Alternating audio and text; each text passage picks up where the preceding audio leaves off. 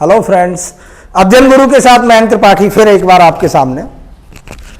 खुशखबरी है आप लोगों के लिए, अंततः सरकार तैयार हो गई है रेलवे परीक्षाओं के लिए। तो क्या हुआ, जो मारा मारी है हर वो शख्स जीतेगा जिसकी तैयारी है। पढ़ते रहिएगा। आज चूंकि रेलवे परीक्षाओं में बायोलॉजी की एक महत्वपूर्ण भूमिका है, हिस्ट्री, ज्योग्राफी और हिंदी के वीडियो चल रहे हैं। इसी के साथ आज आपको एक नई प्लेलिस्ट मिलेगी बायो से रिलेटेड, और जहां से हम शुरू कर रहे हैं वो है कंकाल तंत्र। कुछ वक्त गुजारिए हमारे साथ। कंकाल तंत्र, स्केलेटन सिस्टम।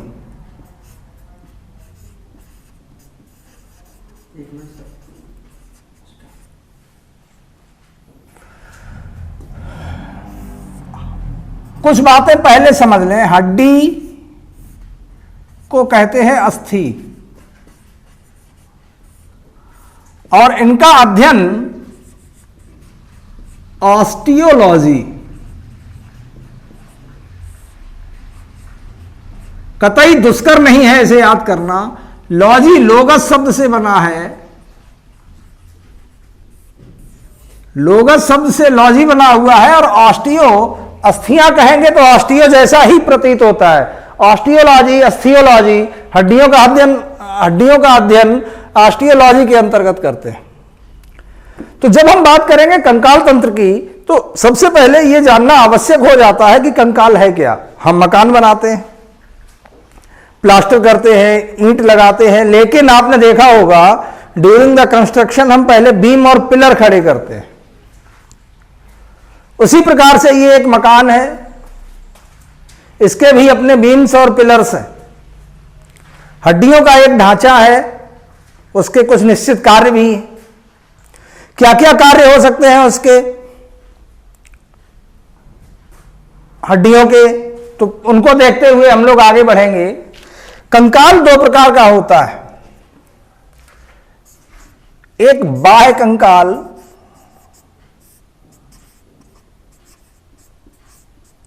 और आंतरिक कंकाल।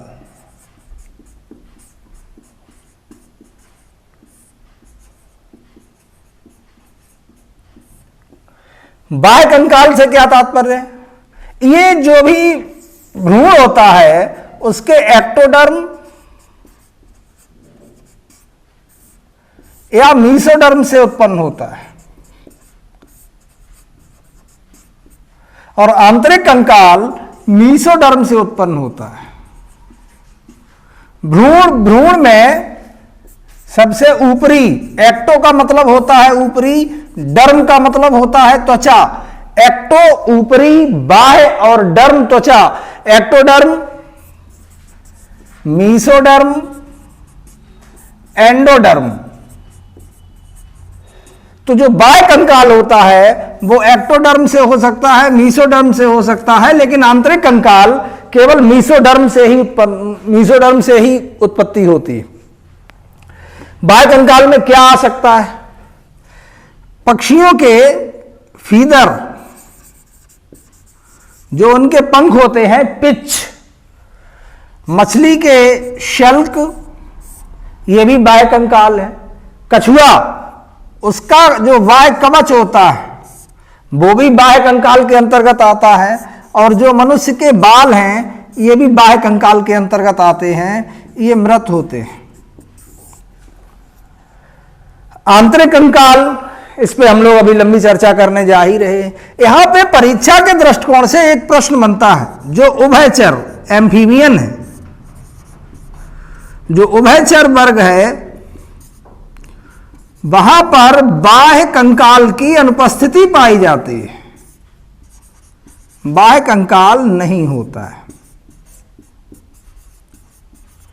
यह बात उभयचर वर्ग के संदर्भ में है। एक बार देख लेते हैं बाह्य कंकाल। यहां पे परीक्षा की दृष्टि से जो प्रश्न है वो ये है, एक्टोडर्म से उत्पत्ति होती है, आंतरिक कंकाल की उत्पत्ति मीसोडर्म से होती है। फीदर, सल्क, कवच, बाल, ये बाह्य कंकाल के। आपसे एक प्रश्न इस तरीके से दिया जा सकता है आपकी व्यक्तिगत सोच को परखने के उद्देश्य से, निम्न में बाह्य कंकाल का उदाहरण कौन नहीं है?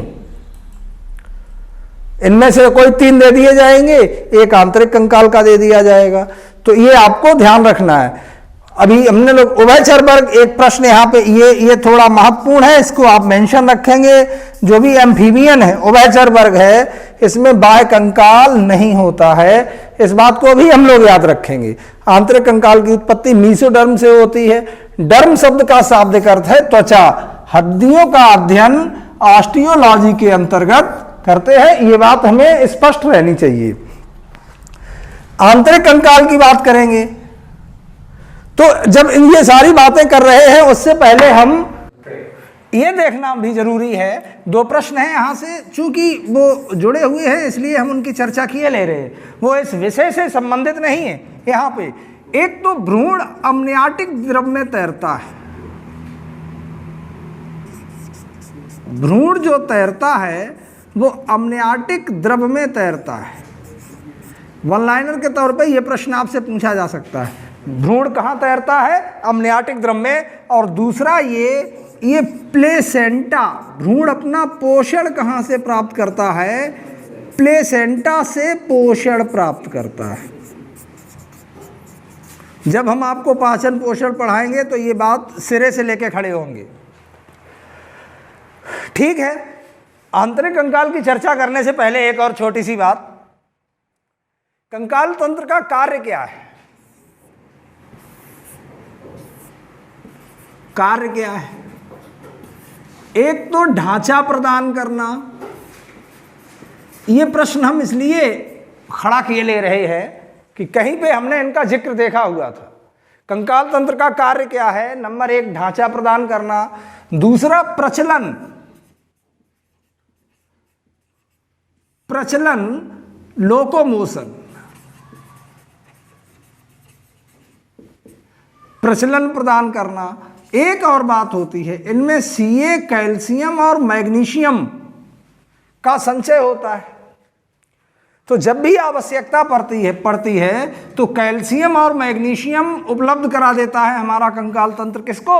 हमारे शरीर को। एक ढांचा प्रदान करता है, प्रचलन में मदद करता है, कैल्शियम और मैग्नीशियम उपलब्ध करा देता है। एक और बात, बाह्य आघात जो भी होते हैं, बाह्य आघात से सुरक्षा प्रदान करता है, हमारे शरीर को कवच प्रदान करता है। ये सारी बातें, ये कंकाल तंत्र की आवश्यकता है, ये कंकाल तंत्र का कार्य है। ढांचा प्रदान करना, प्रचलन, लोकोमोशन, कैल्शियम और मैग्नीशियम चूंकि होता ही है, तो जब आवश्यकता होती है हमारी बॉडी को ये सप्लाई देता है और बाह्य आघातों से कवच प्रदान करता है। अब बात करते हैं आंतरिक कंकाल की। आंतरिक कंकाल भी 2 प्रकार का होता है। एक तो अस्थि निर्मित होता है और एक उपास्थि निर्मित होता है। अस्थि को कहते हैं बोन, उपास्थि को कार्टिलेज। आंतरिक कंकाल अस्थि निर्मित भी होता है और उपास्थि निर्मित भी होता है। अस्थियां कैल्शियम, मैग्नीशियम। पहले अस्थियों की बात करते हैं। सही काटो। अस्थियों में कैल्शियम और मैग्नीशियम, इनका महत्वपूर्ण कार्य क्या होता है? ये अस्थियों को कठोरता प्रदान करते हैं। कैल्शियम और मैग्नीशियम की वजह से अस्थियों को कठोरता प्राप्त होती है। इसके बाद एक बात महत्वपूर्ण याद रखनी पड़ेगी, इन अस्थियों के बाहर एक दोहरा आवरण होता है। अस्थियों के चारों तरफ एक दोहरा आवरण होता है जिसे पर्यस्थक कहते हैं। पर्यस्थक, और यही पर्यस्थक है जो लिगामेंट्स और टेंडन इत्यादि को जोड़े रखता है। टेंडन इत्यादि इसी में जुड़े रहते हैं। यहाँ पे इन दोनों पे थोड़ा सा ध्यान देना है। हड्डी से हड्डी, जब हड्डी से हड्डी जुड़ती है, हड्डी से हड्डी का जोड़ लिगामेंट कहलाता है। लिगामेंट। और हड्डी से अस्थि का जोड़ हड्डी से पेशी, मांसपेशी, हड्डी से पेशी का जोड़ टेंडन कहलाता है। इसको थोड़ा आसानी से याद भी रखा जा सकता है। आप bone to bone, bone to bone, bone to bone bubbly, bone to bone ligament, इस तरीके से हम इसको आसानी से याद रख सकते हैं। हड्डियों में क्या होता है, जो लंबी हड्डियां होती हैं उनमें एक मज्जा गुहा पाई जाती है। विज्ञान के नाम है, इन्हें इंग्लिश में अधिक आसानी रहेगी आपको, लेकिन ये परीक्षाओं का एक ट्रेंड है कि वो अंग्रेजी को हिंदी में रोमन हिंदी लिखते हैं। मज्जा गुहा, मैरो कैविटी, मैरो कैविटी, और मज्जा गुहा के अंदर ही एक द्रव पाया जाता है, अस्थि मज्जा कहते हैं, अस्थि मज्जा, इसको बोन मैरो कहा जाता है।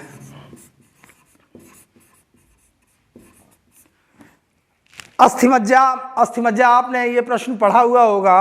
अस्थि मज्जा में ही रक्त कणिकाओं का निर्माण होता है, तो मैं ये चीज़ अभी यहाँ पे ले लूँगा। अस्थि मज्जा में ही, यहाँ से यहाँ बेहतर है, अस्थि मज्जा में ही रक्त कणिकाओं का निर्माण होता है। तो अस्थि मज्जा जो है मध्य में पीली होती, मध्य में पीली अस्थि मज्जा, और यहाँ पे आरबीसी, सॉरी डब्ल्यूबीसी बनती है, और किनारे पर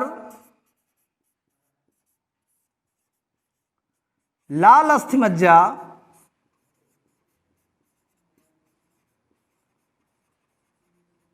यहाँ पे आरबीसी का निर्माण होता है। आरबीसी का निर्माण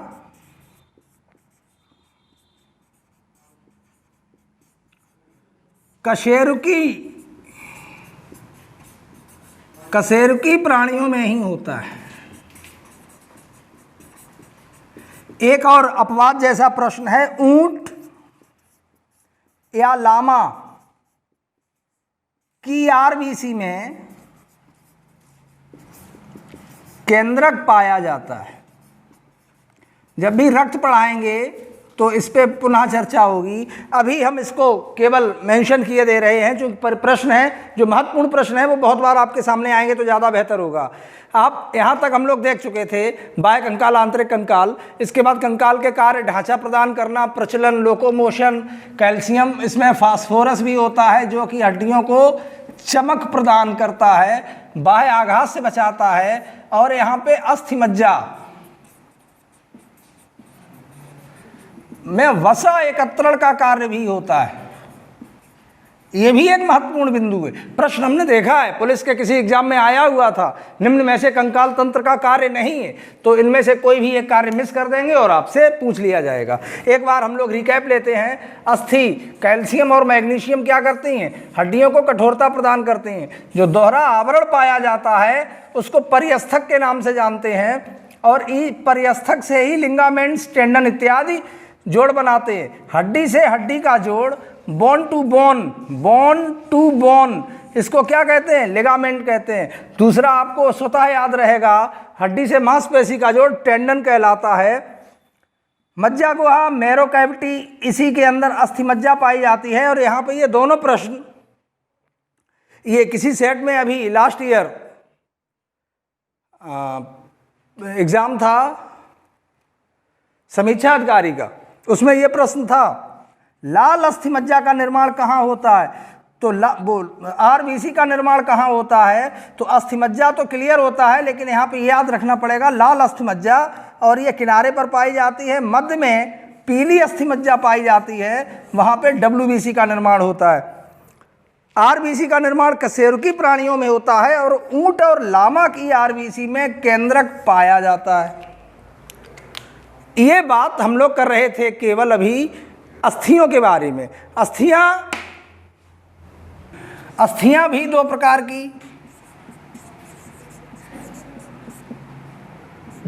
की, एक तो कलाजात अस्थियां, कलाजात अस्थि, इसी को मेम्ब्रेन अस्थि भी कहते हैं।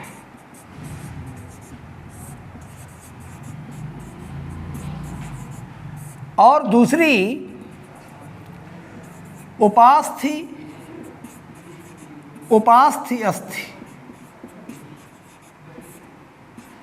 कलाजात अस्थियों के बारे में, खोपड़ी की जितनी भी हड्डियां पाई जाती हैं, खोपड़ी दैट्स मीन टू से स्कल, इसकी जितनी भी हड्डियां हैं खोपड़ी में सभी कलाजात अस्थियां होती हैं।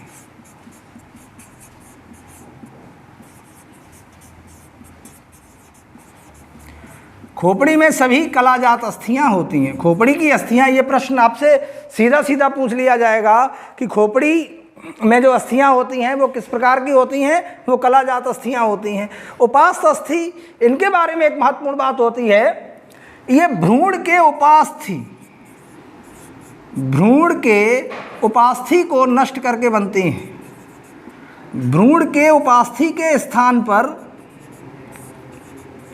उत्पन्न होती हैं। वैज्ञानिक शब्दावली का न्यूनतम प्रयोग करने की कोशिश कर रहे, भ्रूण के उपास्थि के स्थान पर उत्पन्न होती हैं, तो चूंकि ये किसी को रिप्लेस करके होती हैं इसलिए इनको रिप्लेसिंग बोन भी कहा जाता है।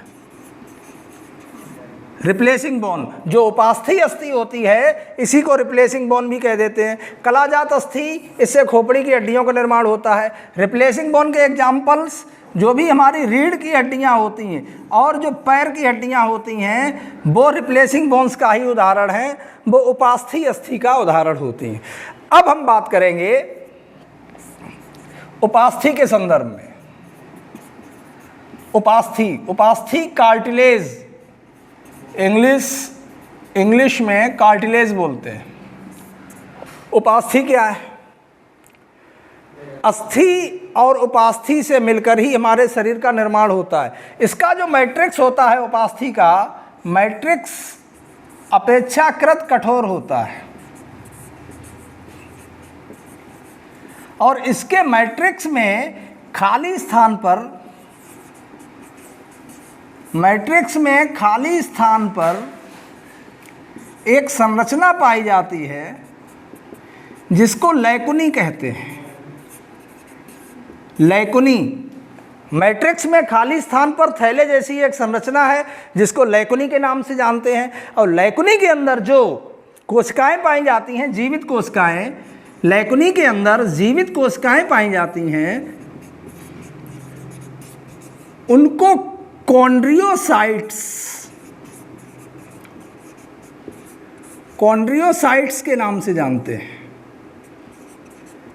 और इसके आसपास एक झिल्ली होती है, लैकुनी के आसपास एक झिल्ली पाई जाती है जिसको पेरिकॉन्ड्रियम, लैकुनी के आसपास पाई जाने वाली झिल्ली को पेरिकॉन्ड्रियम कहते हैं। तो जो उपास्थि का निर्माण होता है वो कॉन्ड्रियोसाइट से होता है और जो अस्थि का निर्माण होता है वो ऑस्टियोसाइट से होता है। ऑस्टियोसाइट्स, देखिए आप, कुछ प्रश्न हैं यहाँ से हटके हैं लेकिन महत्वपूर्ण है, इसलिए साइटोलॉजी क्या होती है? साइटोलॉजी कोशिका विज्ञान। साइटोलॉजी का अर्थ हो गया कोशिका विज्ञान। ऑस्टो शब्द जहां भी आएगा इसको हम कीवर्ड के तौर पे याद रखते हैं। ऑस्टो शब्द जहां भी मिलेगा वो हड्डी का मसला होगा।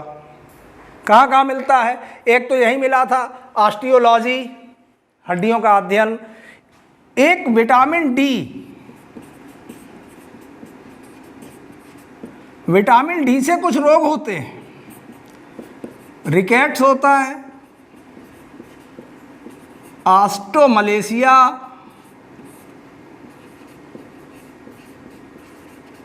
और ऑस्टियोपोरोसिस।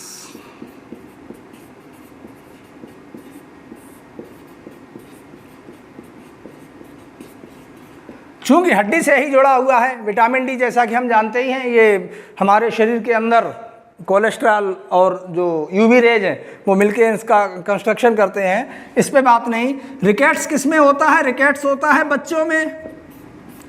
ऑस्टियोमलेशिया पुरुषों में और ऑस्टियोपोरोसिस ये महिलाओं में होता है। पर्टिकुलरली जब वो 40 वर्ष की अवस्था पार करने लगती हैं तो उनको ऑस्टियोपोरोसिस हो जाता है। रिकेट्स बच्चों का रोग है, चूंकि हड्डी से ही जुड़ा हुआ है इसलिए हम इसकी बात किए ले रहे थे। रिकेट्स बच्चों से जुड़ा हुआ है, ऑस्टियोमलेशिया पुरुषों से जुड़ा हुआ है और ऑस्टियोपोरोसिस महिलाओं से जुड़ा हुआ है। हम इस बात पे कहाँ से आए थे? क्योंकि हम ऑस्टो शब्द का परिचय दे रहे थे। अस्थियों का जो निर्माण होता है ऑस्टियोसाइट्स कोशिकाएं, और उपास्थि का जो निर्माण होता है वो कॉन्ड्रियोसाइट्स से होता है। कॉन्ड्रियोसाइट्स कहाँ पाई जाती हैं? लैकुनी के अंदर, और लैकुनी के आसपास एक झिल्ली होती है जिसको हम पेरिकॉन्ड्रियम के नाम से जानते हैं। इसके बाद अब हम बात करेंगे मानव शरीर की जो हड्डियां हैं और उन हड्डियों का क्या विवरण है, कैसे कैसे है। जो अस्थियों का निर्माण होता है, ये प्रश्न व्यक्तिगत तौर पे हमारी सलाह है, याद रखिएगा, वो ओसिन प्रोटीन से होता है। जो हड्डियां हैं इनके मैट्रिक्स में ओसिन पाया जाता है और उपास्थि के मैट्रिक्स में कॉन्ड्रियो पाया जाता है। ये एक प्रश्न है जो आपसे और पूछा जा सकता है, यहीं से याद रखिएगा। ओसिन ऑस्टियोसाइट्स अस्थियां, कॉन्ड्रियो कॉन्ड्रियोसाइट्स उपास्थि। अब हम लोग जो बात करेंगे वो मानव शरीर में कहाँ पे कितनी हड्डियां हैं उसके बारे में बात करेंगे। तो बात आती है सीधी सीधी मानव कंकाल। मानव कंकाल के विषय में हड्डियां कितनी होती हैं? 206। बच्चा जब जन्म लेता है तो लगभग 300 हड्डी होती है, लेकिन उसकी ग्रोथ प्रोसेस में बच्चा जब जन्म लेता है तो 300 हड्डियां हैं, लेकिन बाद में 206 हड्डियां शेष रहती हैं। तो ये 206 हड्डियां मानव कंकाल का अध्ययन हम किस प्रकार से करेंगे? एक तो होता है अक्षीय कंकाल,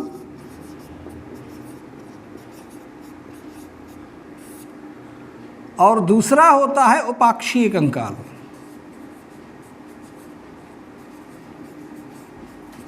अक्षीय कंकाल में 80 हड्डियां होती हैं और उपाक्षीय कंकाल में 126 हड्डियां होती हैं। अक्षीय कंकाल के अंतर्गत क्या क्या आता है? इसके अंतर्गत आता है हमारा वक्ष, सिर और कशेरुकदंड।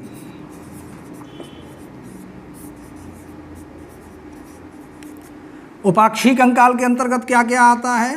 हाथ, पैर, अंश, मेखला। अंश मीन्स होता है कंधा, और श्रोणि मेखला। श्रोण मीन्स कूल्हे वाला। तो इन हड्डियों को अगर हम एक बार देख लेंगे, देख लीजिए, अक्षीय, इसको थोड़ा बिगाड़ के कहिए या छोड़ दीजिए, अक्षी 80, उपाक्षी 80, और फिर 206 माइनस 80 कर लेंगे तो 126 आ ही जाएगा उपाक्षी कंकाल आसानी से। पहले सिर में देखिए 29, सिर की जो हड्डियों की संख्या है वो 29 है, और जो कशेरुक दंड है इसमें 26 है। 80 के लिए आप देख लीजिए कि 12 जोड़ी पसलियाँ होती हैं, 24 + 1, एक जो सीधी हड्डी होती है स्टर्नम बोन जिसको बोलते हैं, तो ये कुल ये हो गई 25, 5 9 14 और 6 20 की 0, 2 बना, कैरी किया, 2 2 4 2, 2 2 4 2 6 और 2 8। ये हमारी 80 बोन्स का डिवीजन हो गया है। आप एक बार फिर देख लीजिए, वक्ष 12 जोड़ी पसलियाँ होती मानव शरीर में। 12 जोड़ी का मतलब 12 × 2 = 24 + 1 एक स्टर्नम बोन होती जो एकदम सीधी सीधी, जिससे बाकी हड्डियाँ बाकी पसलियाँ जुड़ी होती हैं, वो स्टर्नम बोन होती है। तो ये हो गई 25। सिर में 29, इनकी डिवीजन देखिएगा। सिर की 29 बोन्स कैसे? 8 हड्डी कपाल में होती, इसको क्रेनियम कहते हैं। हड्डियों का जो खोल होता है 8 हड्डी जो कपाल में होती है, ये हड्डी का जो खोल है जो हमारे मस्तिष्क को बाहरी आघात से बचाता है, उस खोल को क्रेनियम के नाम से जानते हैं। 8 हड्डियां वहां हो गई। 14 हड्डी चेहरे में होती, इनको फेशियल बोन कहते हैं। चेहरे की हड्डियां 14 होती हैं।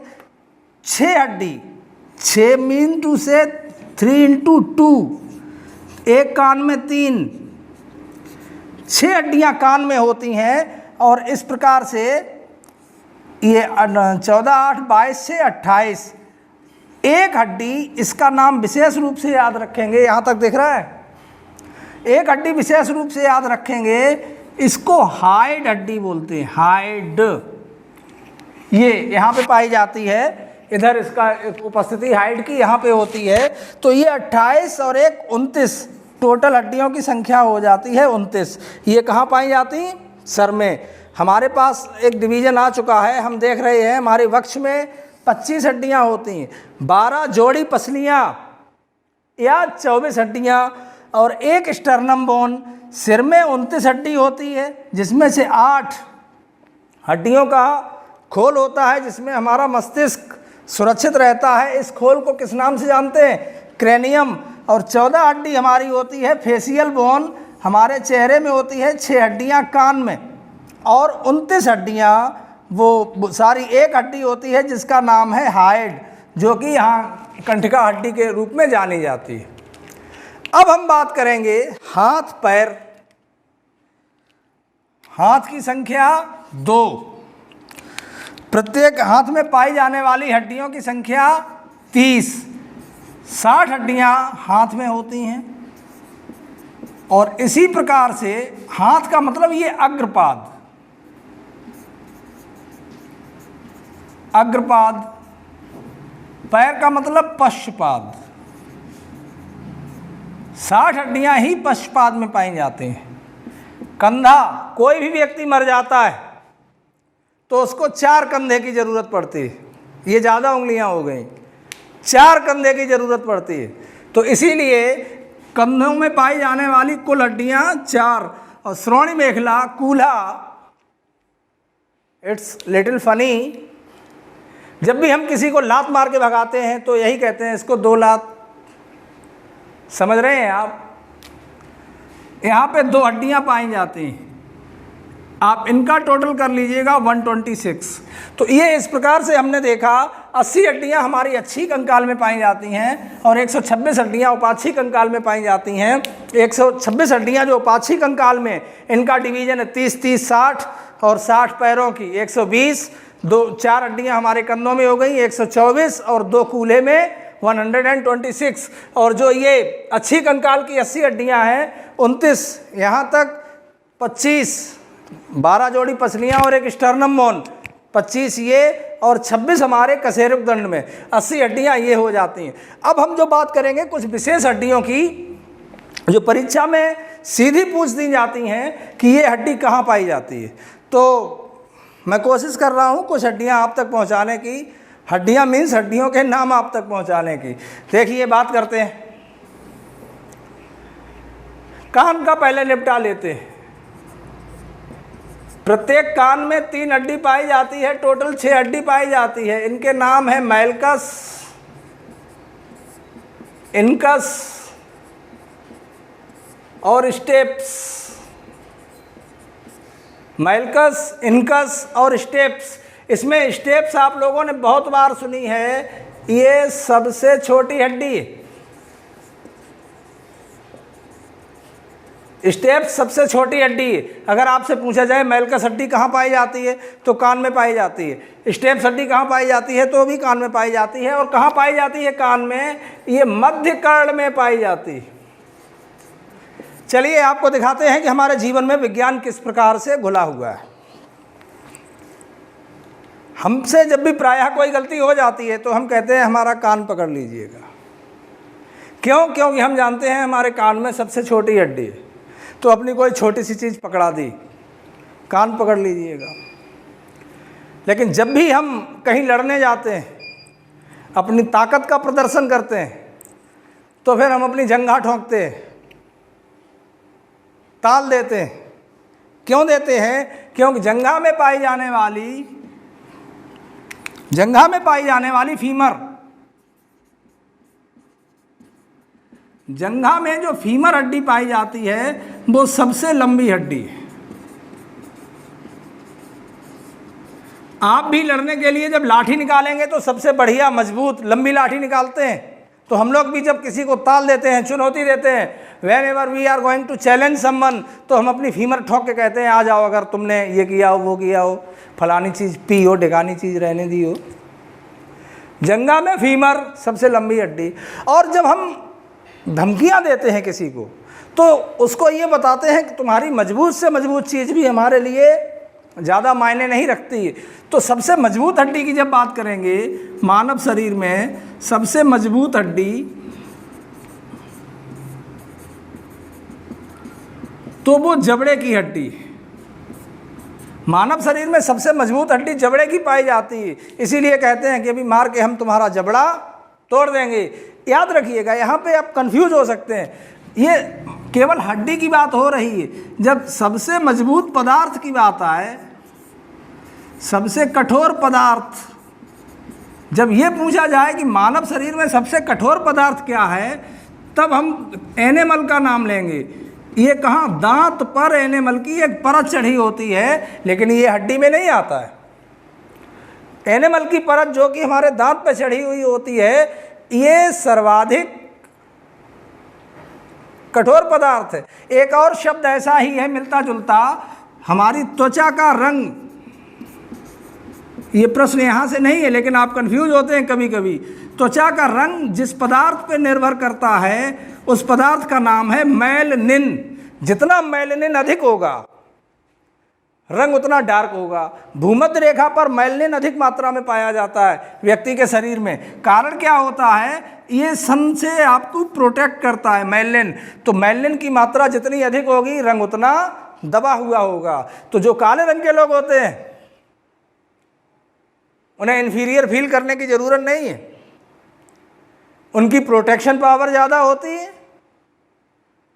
और वो ज़्यादा रेजिस्ट कर सकते हैं। उनके पास कुछ ज़्यादा होता है, कुछ भी कम नहीं होता है। खैर, अभी हम हड्डियों की बात कर रहे थे। सिर, एक हड्डी पाई जाती है ऑक्सीपिटल, और एक हड्डी पाई जाती है स्फेनाइड। स्फेनाइड हड्डी इसलिए याद रखिएगा, स्फेनाइड हड्डी में ही एक गड्ढा होता है, जिस गड्ढे को सेल टर्सिका के नाम से जानते हैं। स्फेनाइड हड्डी में एक गड्ढा होता है, जिस गड्ढे को सेल टर्सिका के नाम से जानते हैं, और इसी सेल टर्सिका में पीयूष ग्रंथि स्थित होती है। तो स्फेनाइड हड्डी हम आसानी से अपने मस्तिष्क में सुरक्षित रख पाएंगे। स्फेनाइड हड्डी कहाँ? हमारे मस्तिष्क में पाई जाती है। और ये स्फेनाइड हड्डी में ही एक जो सेल टर्सिका नामक गड्ढा होता है, इसमें क्या होता है? पीयूष ग्रंथि अवस्थित होती है। एक लेक्राइमल हड्डी, लेक्राइमल बोन, ये कहाँ पाई जाती है? हमने इसको इसलिए मेंशन किया है कि आप आसानी से याद कर सकते हैं। लेक्रेमल ग्रंथि,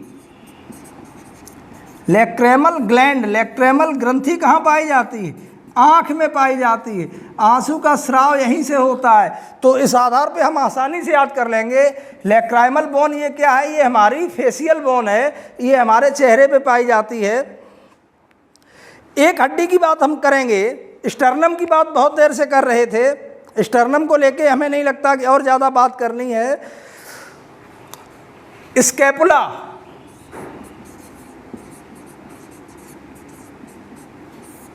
क्लेविकल,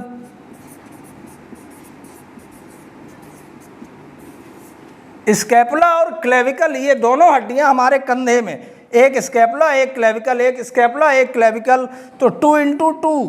कंधे में हमने बताया था 4 कंधों की जरूरत होती है। तो ये दोनों हड्डियां, कंधा अंश मीन्स होता है कंधा, तो ये दोनों हड्डियां हमारी अंश मेखला में पाई जाती हैं। स्केपुला भी और क्लेविकल भी। स्केपुला एक क्लेविकल एक कंधे में और दूसरा स्केपुला और क्लेविकल दूसरे कंधे में। आस इन्नामिनेट्स, आस इन्नामिनेट्स, ये हड्डी श्रोणि मेखला में पाई जाती है। श्रोणि मेखला से तात्पर्य है कूल्हा। आस इन्नामिनेट्स नामक बोन श्रोणि मेखला में पाई जाती है और श्रोणि मेखला का नाम होता है श्रोणि। आस इन्नामिनेट्स में ही इलियम, प्यूबिस और स्चियम, जब इन हड्डियों का नाम पूछा जाए तो आप कूल्हा, आस इन्नामिनेट्स, श्रोणि मेखला की बात करेंगे। एक बार हम जल्दी जल्दी इनको रिवाइज कर लेते हैं। मैल्कस, इनकस और स्टेप्स हमारे कान में पाई जाने वाली हड्डियां हैं। और कान कहाँ, स्टेप्स कहाँ पाई जाती है? मध्य कर्ण में। कान का एक और महत्वपूर्ण कार्य होता है, कान संतुलन स्थापन में भी सहायता देते हैं। कान हमारे शरीर का संतुलन बनाने में भी हमारा सहयोग करते हैं। जंघा में फीमर हड्डी पाई जाती है। सबसे मजबूत हड्डी जबड़ा है। सबसे कठोर पदार्थ एनेमल, दांत में पाया जाता है, लेकिन ये पदार्थ है और ये हड्डी और त्वचा का रंग मैलिन नामक पदार्थ पर निर्भर करता है। सिर में एक हड्डी पाई जाती है जिसका नाम है ऑक्सीपिटल। एक स्फेनाइड हड्डी पाई जाती है, ये किसी पर्टिकुलर रेफरेंस में बताई थी। स्फेनाइड हड्डी में ही सेल टर्सिका एक गड्ढा पाया जाता है जहाँ पर पीयूष ग्रंथि रखी हुई है। लेक्राइमल ग्रंथि, लेक्रेमल ग्रंथि, इसी से आँख से आंसू निकलता है। और लेक्राइमल बोन हम आसानी से याद कर पाएंगे कि लेक्राइमल बोन हमारी फेशियल बोन्स में से एक है। स्केपुला और क्लेविकल, चूंकि कंधे में 4 हड्डियां होती हैं तो एक स्केपुला एक क्लेविकल एक कंधे में, एक स्केपुला एक क्लेविकल दूसरे कंधे में। और इसके बाद आते हैं हम श्रोणि मेखला में। आस इन्नामिनेट्स, ये नाम 3 या 4 बार लीजिएगा। आस इन्नामिनेट्स, तो इसमें एक इलियम, एक प्यूबिस और एक स्चियम। इलियम, प्यूबिस, स्चियम 1-2 बार आप सीक्वेंस के साथ कहेंगे तो चीज़ें आपके लिए सरल हो जाएंगी। ये हमने मानव शरीर में पाई जाने वाली समस्त हड्डियां एक साथ लिख रखी हैं। आपका समय भी बचेगा और आपको थोड़ी सी सुविधा भी रहेगी। हम जिन पे अंडरलाइन कर रहे हैं उन्हें आप निश्चित ही तैयार कर लें। ऑक्सीपिटल हड्डी यहीं से शुरू कर रहे हैं तो आप इसे याद रखिएगा। ऑक्सीपिटल को भी दिमाग में रखेंगे। बाकी आप देखिएगा किसी भी हड्डी में कहीं भी यहाँ से शुरू करते हैं, हाइड नहीं आ रहा है। हाइड की, एड की जितनी भी हड्डियाँ हैं, नाइड, माइड, ये कहाँ पे है? मस्तिष्क में पाई जाती हैं। जितनी भी टल हैं मस्तिष्क में, टल, रल, हाइड, ये हड्डियां हमारी मस्तिष्क में पाई जाती हैं। परीक्षा की दृष्टिकोण से कभी आप भूलने भी लगे तो आप ये याद रखें, टर्नल हाइड, occipital, parietal, temporal, frontal, ethmoid, sphenoid, ये हड्डियां कहाँ पाई जाती हैं? मस्तिष्क में। इसमें हम आपसे विशेष रूप से बात कर चुके हैं स्फेनाइड हड्डी की, क्योंकि स्फेनाइड हड्डी के साथ ही हमने चर्चा की थी सेल टर्सिका नामक गड्ढे की। यहीं पे इफंडिकुलम पाया जाता है जो हाइपोथैलेमस और इसको जोड़े रखता है। और ऑक्सीपिटल हड्डी, ठीक है। फेशियल बोन्स की बात करते हैं, नेजल, नाक की हो गई, नेजल, टर्माइनल, लैक्राइमल, ये हम विशेष तौर पे याद रखेंगे क्योंकि यहाँ से दूसरा प्रश्न हमें मिलता है। लैक्राइमल ग्रंथियाँ कहाँ पाई जाती हैं? आँख में पाई जाती हैं। वोमर, जाइगोमैटिक, मैक्सिला, पेलेटाइन और मैंडिबल। लैक्राइमल पे आप विशेष फोकस करिएगा, नेजल आपको पता ही है। कर्ण में मैल्कस, इनकस और स्टेप्स। स्टेप्स आप याद रखिएगा, ये मध्य कर्ण में पाई जाती है। हाइड हड्डी कहाँ पे पाई जाती है? आप कमेंट बॉक्स में डाल दीजिएगा। कशेरुक दंड, यहाँ पे ये विशेष तौर पे याद रखने वाला प्रश्न है। प्रथम कशेरुक, जो प्रथम कशेरुक है, एटलस यही क्या करता है, हमारे गर्दन को मूवमेंट देता है, इधर उधर देखने की स्वतंत्रता कशेरुक से ही प्राप्त होती है, वो एटलस कशेरुक से ही प्राप्त होती है। तो एटलस का नाम हम विशेष तौर पे याद रखेंगे। वक्ष में एक हड्डी पाई जाती है जो स्टर्नम बोन है, बाकी पसलियाँ होती हैं अंश मेखला में स्कैपुला और क्लेविकल। स्कैपुला और क्लेविकल इन दोनों को याद रखेंगे। कूल्हे में आस इन्नामिनेट्स एक एक हड्डी होती है, इन्हीं को 3 नामों से बताया हुआ है वीडियो में, अभी 1 मिनट पहले आप रिमाइंड करके देखिएगा और कमेंट बॉक्स में दीजिएगा। इलियम, इसियम, वाट एवर जो भी है आप उनके नाम लिखिएगा। फिर बात आती है अग्रपाद की। अग्रपाद मीन्स हाथ। ह्यूमरस ये ऊपर की हड्डी है, रेडियो अल्ना, कार्पल, मेटाकार्पल और फाइलेंजेज उंगलियों के ये सब मिलते हुए हैं। फाइलेंजेज यहाँ भी 28 उंगलियों की हड्डियाँ हैं। मेटाकार्पल्स, कार्पल्स, मेटाकार्पल्स कलाई से, तो कार्पल्स 16 और मेटाकार्पल्स। ह्यूमरस के बाद आती है रेडियो अल्ना, 4 हड्डियाँ, ह्यूमरस इधर और रेडियो अल्ना इधर।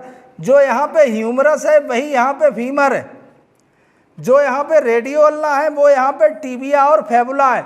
आप देख लीजिएगा 2 हड्डियाँ यहाँ भी मिलेंगी, रेडियो और अल्ना, और 2 हड्डियाँ पैर में भी नीचे टखने में मिलेंगी, टिबिया और फेबुला। टिबिया पे एक बेहतरीन प्रश्न, मानव शरीर की सर्वाधिक चमकदार हड्डी, सर्वाधिक चमकदार हड्डी वो टिबिया है। ये एक अच्छा प्रश्न है, इसे हम ध्यान रखेंगे। दूसरा एक प्रश्न और था, मेढक की मनुष्य की सबसे लंबी हड्डी फीमर है। मेढक की सबसे लंबी हड्डी की जब भी बात करेंगे तो वो टिबिया है। एक बात और याद रखनी है, सर्वाधिक पसलियाँ, चूंकि यहाँ पसलियों की बात कर रहे थे, ये सर्वाधिक पसलियाँ